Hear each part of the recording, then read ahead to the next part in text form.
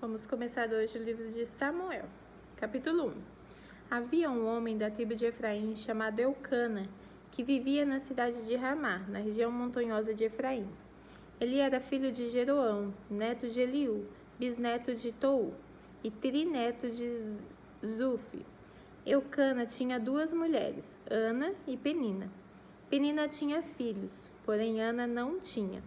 Todos os anos, Eucana saía da sua cidade e ia a Siló, a fim de adorar e oferecer sacrifícios ao Senhor Todo-Poderoso. Ofni e Finéias, os filhos de Eli, eram sacerdotes do Senhor Deus, em Siló. Cada vez que Eucana oferecia o seu sacrifício, ele dava uma parte para Penina e outra para todos os seus filhos e filhas. Mas para Ana, ele dava 2 vezes mais. Eucana a amava muito, embora o Senhor não permitisse que ela tivesse filhos. Penina, sua rival, provocava e humilhava Ana, porque o Senhor não permitia que ela tivesse filhos. Isso acontecia ano após ano, sempre que ia ao santuário do Senhor. Penina irritava tanto Ana que ela ficava só chorando e não comia nada. Um dia, o seu marido Eucana lhe perguntou: Ana, por que você está chorando? Por que não come? Por que está sempre triste? Por acaso eu não sou melhor para você do que 10 filhos? Certa vez, eles estavam em Siló e tinha acabado de comer. Eli, o sacerdote, estava sentado na sua cadeira, na porta da tenda sagrada. Aí Ana se levantou aflita e chorando muito, orou a Deus o Senhor e fez esta promessa solene: Ó Senhor Todo-Poderoso, olha para mim, tua serva, vê a minha aflição e lembra de mim. Não me esqueças a tua serva. Se tu me deres um filho, prometo que o dedicarei a ti por toda a vida e que nunca ele cortará o cabelo.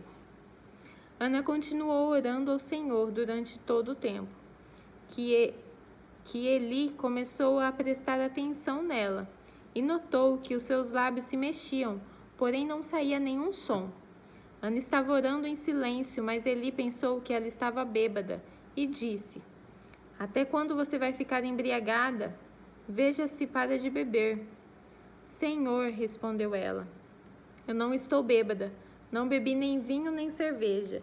Estou desesperada e estava orando, contando a minha aflição ao Senhor. Não pense que sou uma mulher sem moral. Eu estava orando daquele jeito porque sou muito infeliz e sofredora. Então Eli disse: Vá em paz, que o Senhor de Israel lhe deu o que você pediu.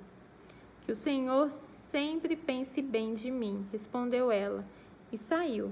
Então comeu alguma coisa e já não estava tão triste. Na manhã seguinte, Eucana e a sua família se levantaram cedo e adoraram a Deus o Senhor. Aí voltaram para casa em Ramá. Eucana teve relações com a sua esposa Ana, e o Senhor respondeu à oração de Ana. Ela ficou grávida, e no tempo certo deu à luz um filho, pôs nele o nome de Samuel, e explicou: Eu pedi esse filho a Deus o Senhor.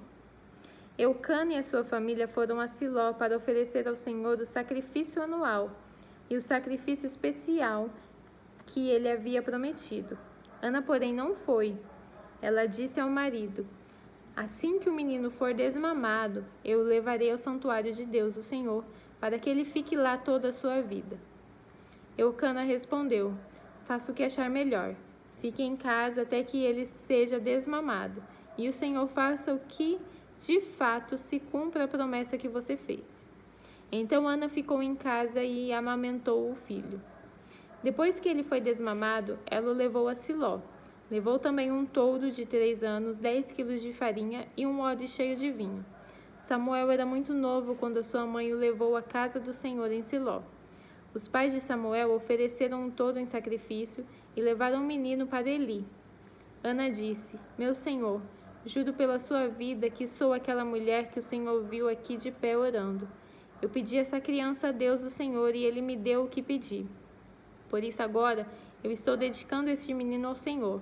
Enquanto ele viver, pertencerá ao Senhor. Então eles adoraram a Deus ali. Então Ana orou assim.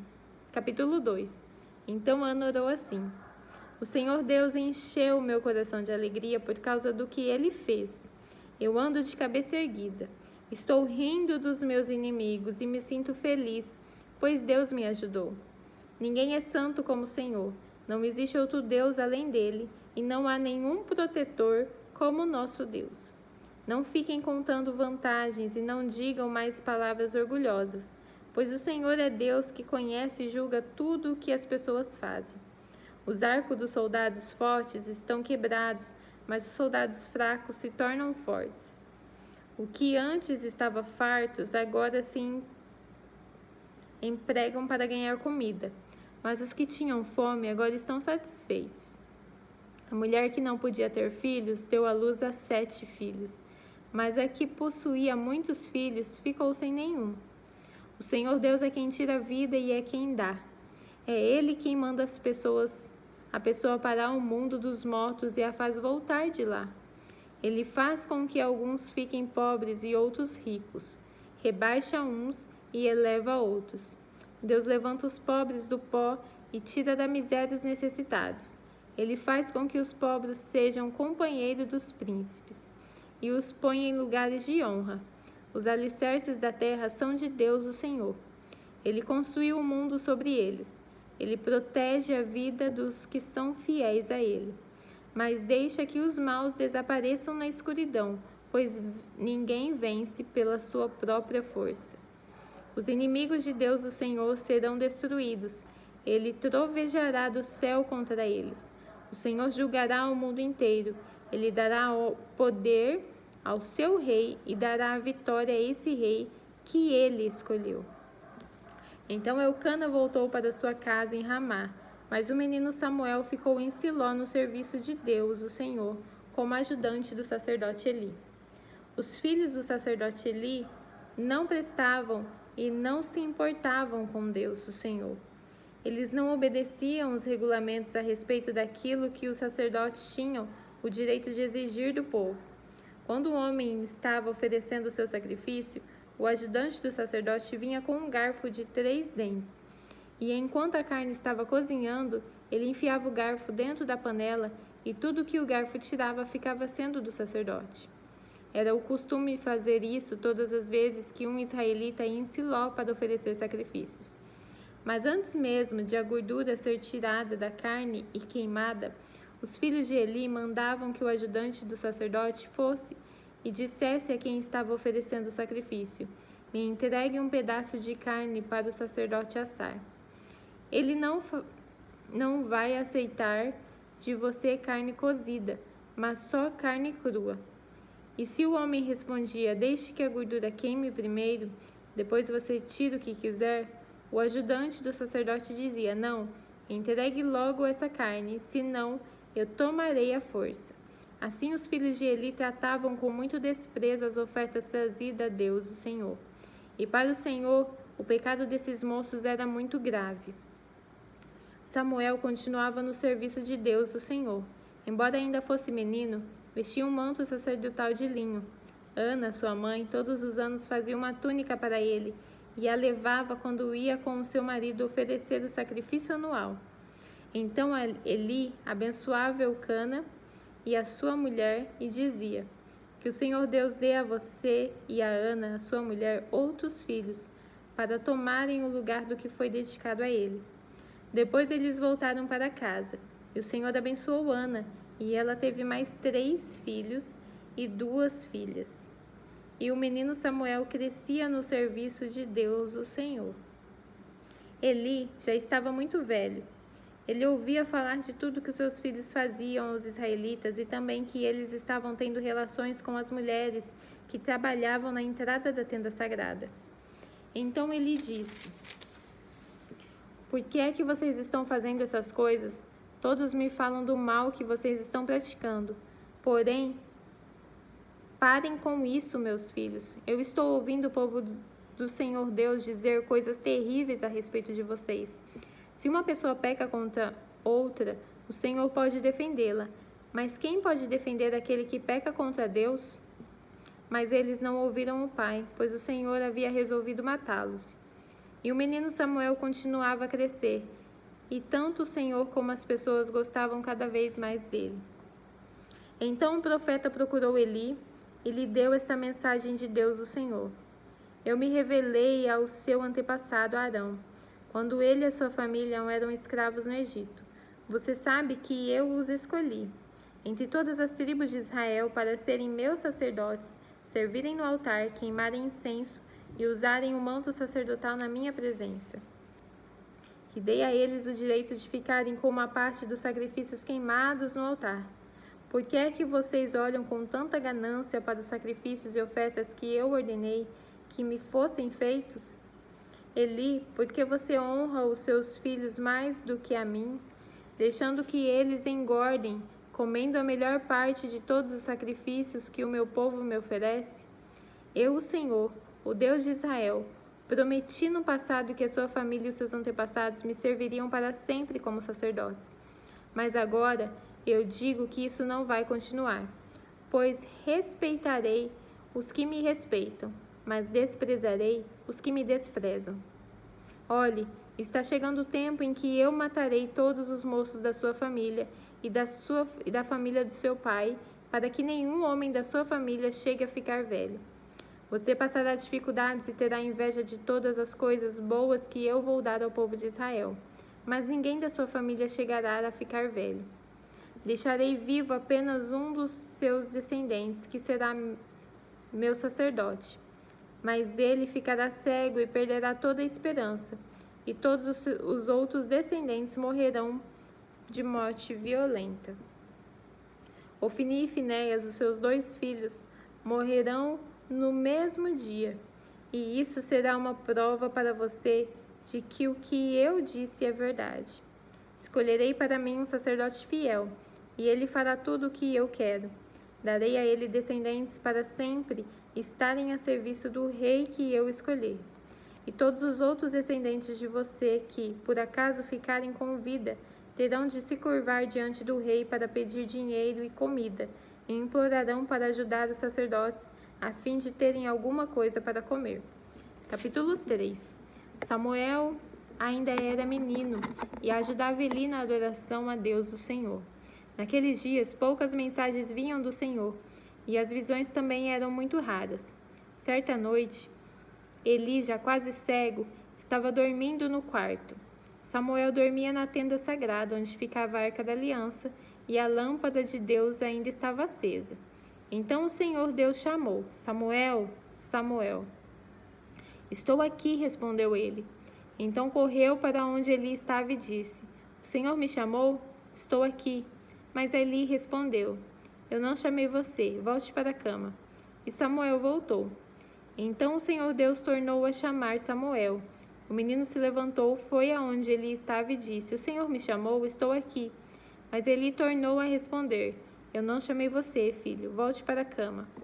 Samuel não conhecia o Senhor, pois o Senhor ainda não havia falado com ele. Aí o Senhor chamou Samuel pela 3ª vez.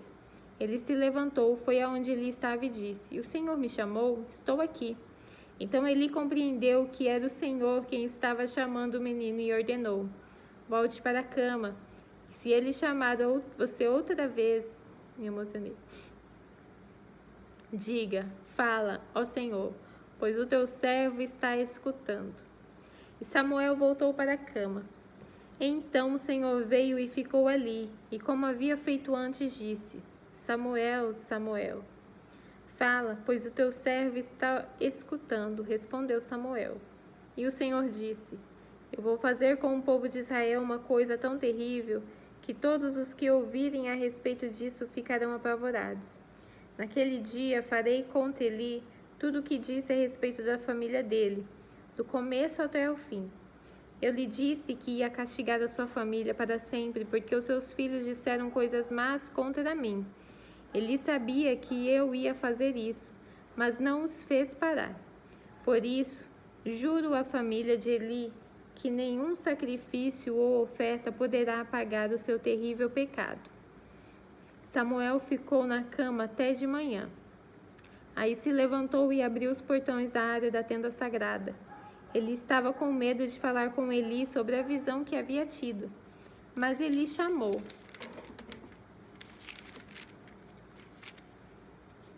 Samuel, meu filho. Estou aqui, respondeu ele. O que foi que Deus lhe disse? Perguntou Eli. Não esconda nada de mim. Deus o castigará severamente se você não me contar tudo o que ele disse. Então Samuel contou tudo, sem esconder nada, e ele disse: Ele é Deus, o Senhor, que ele faça tudo o que achar melhor. E Samuel cresceu. O Senhor estava com ele e fazia tudo o que Samuel dizia que ia acontecer. Assim todo o povo de Israel, do norte ao sul do país, ficou sabendo que Samuel era de fato o profeta do Senhor. O Senhor continuou a aparecer em Siló, onde havia se revelado a Samuel e falado com ele. E a palavra de Samuel era respeitada por todo o povo de Israel. Capítulo 4. Naqueles dias, o povo de Israel foi lutar contra os filisteus.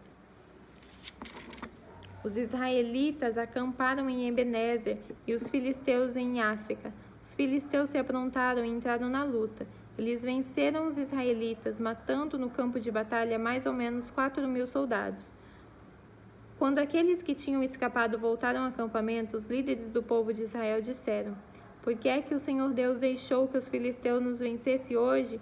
Vamos trazer de Siló para cá a Arca da Aliança, para que assim o Senhor esteja no meio de nós e nos salve dos nossos inimigos.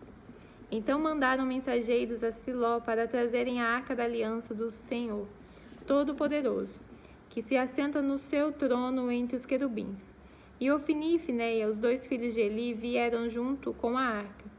Quando a arca chegou, os israelitas gritaram bem alto, tão alto, que a terra tremeu.